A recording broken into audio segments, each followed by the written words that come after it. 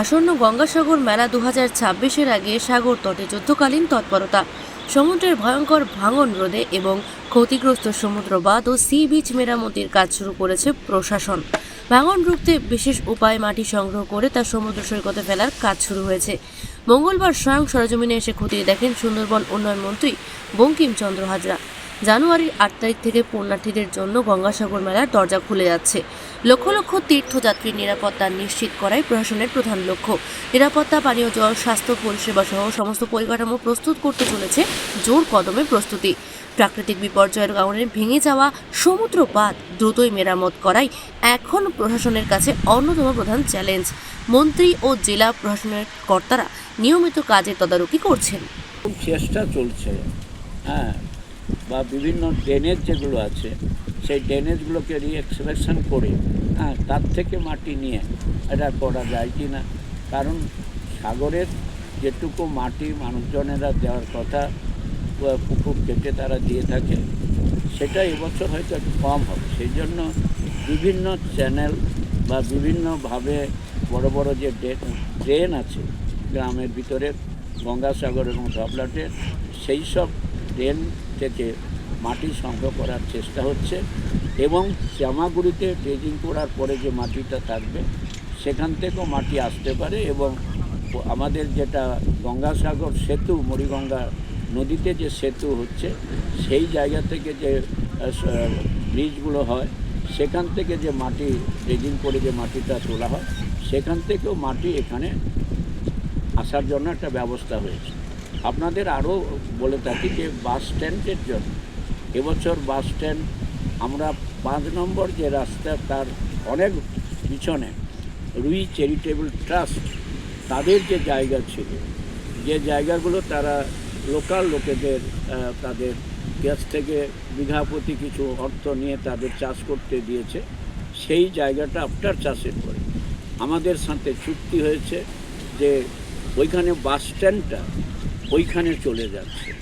এবছর bus stand যেটা 5 নম্বরের নিয়ে সমস্যা হতো, সেই জায়গাতে দাঁড়িয়ে আমাদের টোটাল বাস স্ট্যান্ড কচুবেড়িয়া থেকে যেটা আসবে, চামাগুড়ি থেকে যে আসবে, টোটো, অটো সবগুলো ওই রুই চ্যারিটেবল ট্রাস্টের যে জমি আছে সেই জমি একটা রাস্তার পাশে, সেইটাকে অলরেডি গত পরশুদিন এসডিপিও আমাদের সুন্দরবনের এসডিপিওর উপস্থিতিতে, আমাদের ওসির উপস্থিতিতে, সহকারী সভাপতি ছিলেন এবং আমি মন্ত্রী হিসাবে উপস্থিত ছিলাম, সেটাও ফাইনাল হয়ে গেছে। এবং ইতিমধ্যে অ্যাডিশনাল যিনি এজি এর মানে ডিজি তিনি এসেও ভিজিট করে গেছেন এবং আমাদের কোটেশ্বর রাও প্রতি মুহূর্তে তিনি এটাকে ভিজিট করছেন।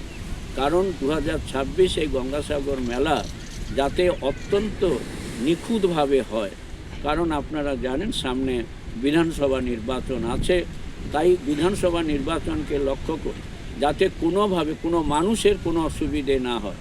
যারা তীর্থযাত্রীরা স্নান করতে আসবে, এবছরও তো আমাদের আসা প্রায় 1.5 কোটির কাছাকাছি মানুষ বা 2 কোটির কাছাকাছি মানুষ সেটা এখানে স্নান করতে পারে, কারণ এবছর কুম্ভ মেলা নেই। অতএব আমাদের এইটুকু আপনাদের বলতে পারি, বাংলার মুখ্যমন্ত্রী মমতা বন্দ্যোপাধ্যায় এবং আমাদের প্রিয় সাংসদ অভিষেক বন্দ্যোপাধ্যায় তাদের দৃষ্টি রয়েছে এই গঙ্গাসাগর মেলার সামগ্রিক কিভাবে ডেভেলপ করা যায় এবং গঙ্গাসাগর মেলাকে নিয়ে তারা প্রতিনিয়ত মনিটরিং করছেন। আপনাদের সবাইকে আমার পক্ষ থেকে ধন্যবাদ। পুজো মানে জমকালো লাইন, ড্রপ বক্স লোফালুফি আইন, পেপারের ক্যাটালগে আঁকা, বাঙালির ইমোশনে মাখা, এ ভরসা কি উপায়, জার্নি পায়ে পায় পৌঁছে দেবে ঠিক ডেস্টিনেশন। বিশ্বমান শ্রীলেদার্স, খাঁটিদার শ্রীলেদার্স। শ্রী লেদার্স, হাওড়া ময়দান। আপনি কি জটিল কিছু সমস্যায় ভুগছেন, সমাধান পেতে চান? যোগাযোগ করুন প্রখ্যাত জ্যোতিষ ও তান্ত্রিক মনসারাম ভট্টাচার্যের কন্যা মনসা কন্যার সাথে। প্রখ্যাত জ্যোতিষ ও তান্ত্রিক মনসা কন্যা হাওড়া জানবাড়ি ও হাতিবাগানের নিজস্ব মন্দিরেও বসেন। যোগাযোগ 9830106967 আর 9239655323।